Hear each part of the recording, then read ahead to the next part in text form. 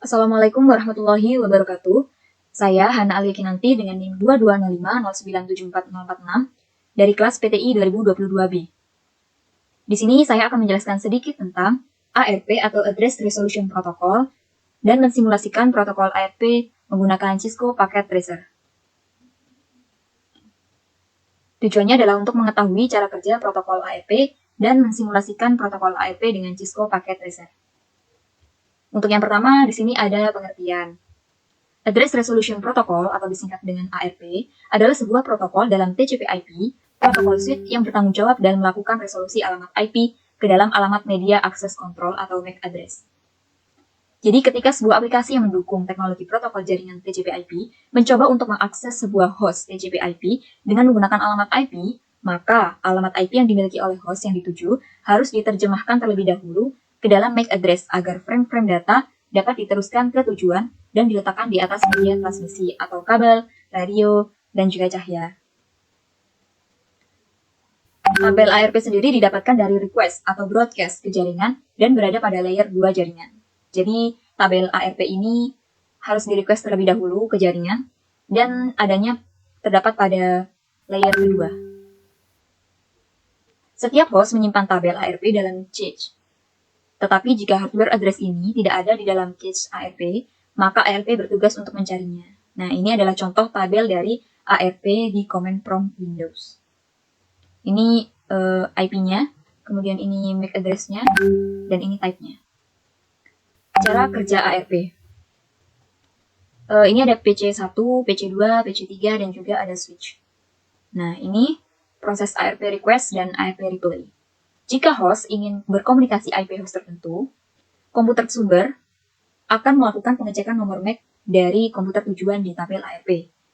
Contohnya PC1 ini ingin berkomunikasi dengan IP host pada PC3. Jadi harus melakukan pengecekan nomor MAC address terlebih dahulu. Jika di tabel ARP tidak ditemukan, maka melakukan ARP request secara broadcast. Jika kosong, seperti ini ya, nomor ARP and trace tidak ditemukan, maka harus melakukan request secara broadcast, seperti pada tampilan ini, merupakan isi PDU saat ARP request. Semua terminal dalam jaringan yang sama akan menerima ARP request tersebut, namun hanya terminal tujuan yang dimaksud mengambil ARP request. Jadi, hanya komputer PC yang dituju saja yang akan mereplay ARP yang di-request. Terminal tujuan mengirim balik ARP replay beserta nomor MAC address. Jadi, hanya komputer tujuan aja yang akan mereplay MAC address tersebut. Nah, ini isi PDU saat ARP replay. Jadi, di in layer ini adalah saat ARP request ya, menerima. Kemudian di out layer ini adalah saat ARP replay atau mengirim pesan kembali. Oke, kita langsung masuk ke percobaannya. Nah, ini adalah skema jaringan simulasi ARP dengan PC1, PC2, dan PC3 serta switch. Baik, pada langkah percobaannya kita lihat ada beberapa tahap ya. Yang pertama, buatlah skema jaringan beserta IP address seperti gambar di atas. Jadi nanti kita buat seperti ini pada Cisco Packet Tracer. Kemudian pada mode real time di PC1 silakan cek tabel ARP-nya dengan menjalankan perintah di command prompt sebagai berikut. Kita ketik perintah ARP-A. Pastikan tabel ARP masih kosong. Jika tidak kosong, jalankan perintah ARP-D. Lalu tahap selanjutnya adalah masuk ke mode simulation. Kemudian tahap kelima buat simple PDU dari PC1 ke PC3. Selanjutnya, filter event list menjadi show none dan edit filter dari IPv4 menjadi ARP, karena di sini kita akan mensimulasikan ARP saja. Nah, ini contohnya nanti ya. Kemudian lanjut, jalankan simulasi secara bertahap dengan menekan tombol next, dan amati setiap prosesnya, serta monitoring isi PDU OSI model dengan menekan gambar surat setiap stepnya. Jadi ini nanti ada pesannya. Jika proses ARP sudah komplit, maka kembalikan mode ke real time dan cek pada PC1 apakah ARP tabelnya sudah terisi dengan menjalankan perintah ARP-A. Baik. Begini penjelasan sedikit. Jadi langsung kita masuk ke model simulasi ARP. Nah, di sini ada beberapa komponen dari Cisco Packet Tracer. Kita gunakan PC, kita tambahkan 3 PC. Untuk PC 0 ini kita delete saja agar memudahkan penomoran. Kita tambahkan PC 1, kemudian PC 2 di sini, dan PC 3. Lalu kita tambahkan di network device, switch. Kita letakkan di sini. Selanjutnya, kita akan menghubungkan ketiga PC ini dengan menggunakan kabel agar bisa terhubung dengan switch. Kita hubungkan satu persatu.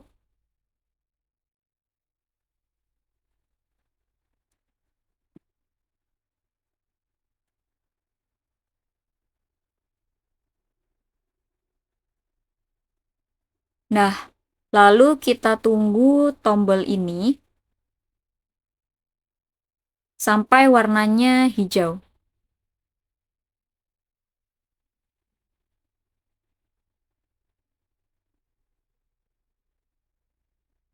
Kita tunggu saja semua tombol tersebut sampai berwarna hijau.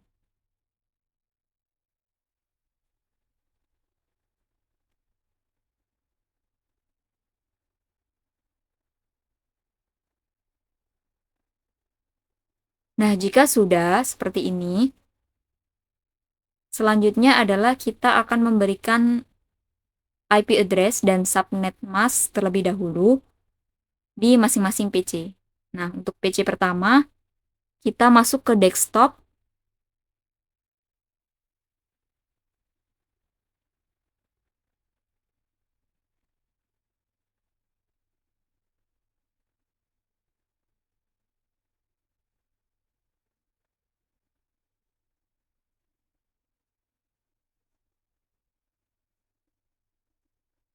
Kita masuk desktop, lalu kita ke IP configuration. Kita masukkan untuk PC1 adalah 192.168.1.1 karena dia adalah PC1. Kemudian subnet masknya adalah 255.255.255.0. Lanjut, kita masuk ke PC2, sama seperti yang tadi, kita masuk ke IP configuration, kita tambahkan IP-nya 192.168.1.2. Subnet masknya sama. Lanjut ke PC3, kita tambahkan IP address-nya.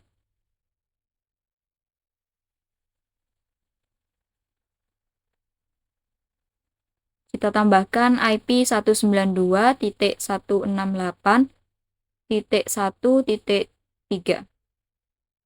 Dan untuk subnet masknya juga sama.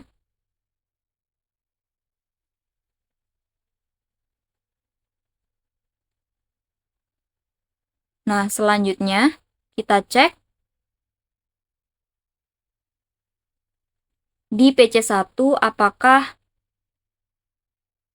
tabel ARP-nya masih kosong ya. Kita pastikan, kita masuk ke desktop, lalu di command prompt, kita ketik perintah ARP-A.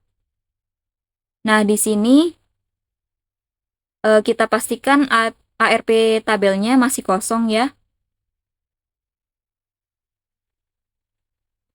Oke, selanjutnya kita masuk ke mode simulasi. Kita tap di show none, kemudian kita masuk ke edit filters. Karena di sini kita hanya mensimulasikan ARP saja, maka di sini yang kita centang adalah kolom ARP.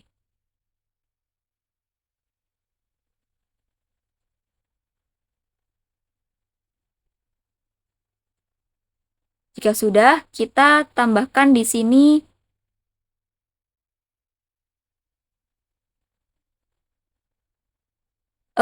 simple PDU dari PC1 ke PC3. Jika sudah, maka kita selanjutnya akan next aja untuk mengetahui cara kerja ARP. Kita tekan tombol next saja. Nah, di sini PC1 mengirimkan pesan kepada PC3 dan PC2 yang ditampung terlebih dahulu oleh switch. Next, di sini PC2 dan PC3 telah menerima pesan dari PC1, akan tetapi di sini PC2-nya bertanda silang. Mengapa?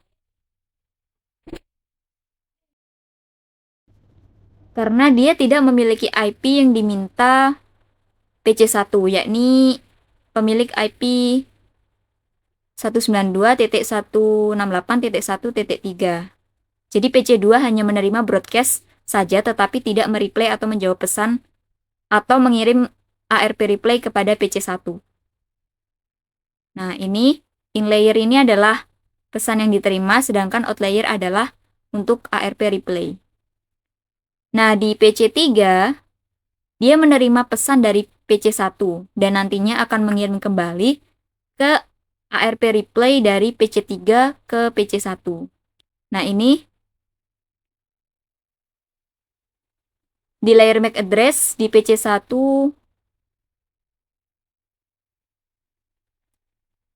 mengirim kembali pesan yang ditampung oleh switch.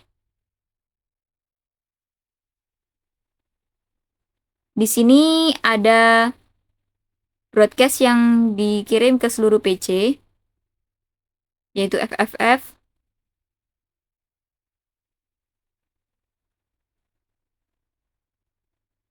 Di sini PC3 adalah pemilik dari IP 1.3. Kita next. Lanjut, PC3 ini akan mengirim kembali pesan yang ditampung oleh switch, lalu akan dikembalikan pada PC1. Kita coba cek. Nah, di sini, di layer MAC address di PC1, akan di-broadcast ke seluruh PC yang ada di switch. Paket SRC ini, paket search ini di mana IP dari 1 ini akan dikirim ke IP PC3. Nah, out layer ini terisi bahwa PC3 tersebut adalah pemilik dari IP address 192.168.1.3. Nah, kemudian kita kembali ke mode real time, kita cek tabel ARP melalui command prompt untuk mengetahui apakah tabel ARP sudah terisi. Nah, di sini pada tabel ARP di PC1 dan PC3 sudah saling berkenalan dan bertukar IP sehingga PC1 membuat daftar dan mencatat IP dari PC3. Nah, ini IP address-nya, kemudian MAC address, dan juga type-nya.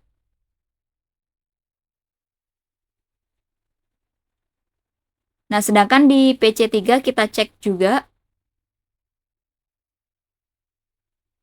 ARP-A. Di sini juga sudah terdapat IP dari PC1, yakni 192.168.1.1 dan juga MAC address-nya. Jadi PC1 dan PC3 ini sudah saling bertukar IP. Sedangkan di PC2, apakah sudah masuk juga? Kita ketik ARP-A. Nah, di sini dia tidak menampilkan tabel ARP atau not found karena PC2 hanya menerima broadcast, tapi dia tidak membalas pesan dari PC1 di mana dia bukan pemilik dari IP 192.168.1.3 yang diminta oleh PC1.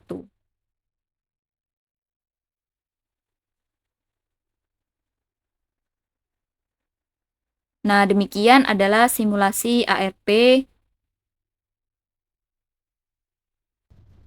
Sekian sedikit penjelasan tentang ARP dan juga simulasi cara kerja ARP dengan menggunakan Cisco Packet Tracer yang dapat saya sampaikan.